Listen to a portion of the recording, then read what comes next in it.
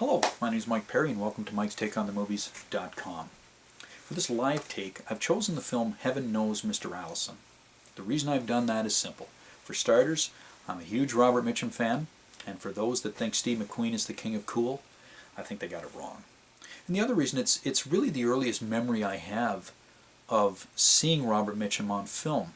As a kid, I was captivated by this Marine on an island with a nun invading Japanese forces. They're stranded, it's South Seas, and it just made for some real good cinema and captivated me.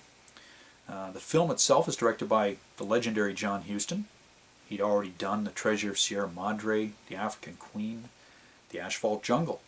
He would go on to direct films pretty much up to his death, including Prizzi's Honor, and also turned to acting, appearing as the powerful Noah Cross in Roman Polanski's Chinatown. Casting for the film originally was, Huston was trying to get Marlon Brando. That didn't work out. He turns to Mitchum.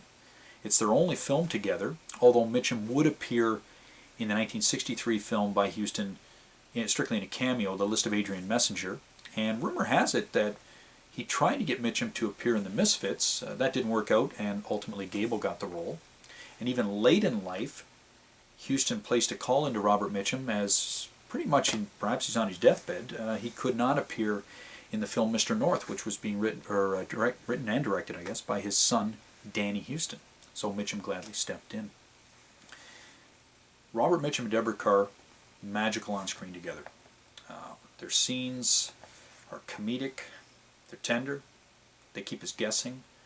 We never know. We know she hasn't taken her final vows in the film, which of course creates that interest of, will she perhaps give up the cloth and hopefully run away with Robert Mitchum, or won't go that way. I'm not going to spoil it. Moving onward, the film itself was released in 1957. That was the first of 4 films that Mitchum and Deborah would make together. They made 2 more in 1960, The Grass is Greener and The Sundowners. And then 25 years later, she basically came out of retirement to appear with him again in Reunion at Fairborough.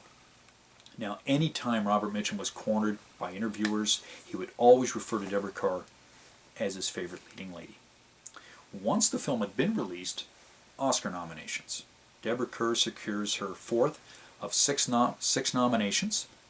She never won, but in 1994 she was awarded an honorary Oscar. As for Robert Mitchum, no such luck. The Academy just never seemed to appreciate his style. Laid-back, lazy style, whatever. I enjoy it. And bottom line is, if you've never seen this film, go out and get yourself a copy, admire Deborah Kerr, and get hooked on Robert Mitchum, if you already aren't. So once again, it's Mike Perry at Mike'sTakeOnTheMovies.com. Thank you for watching.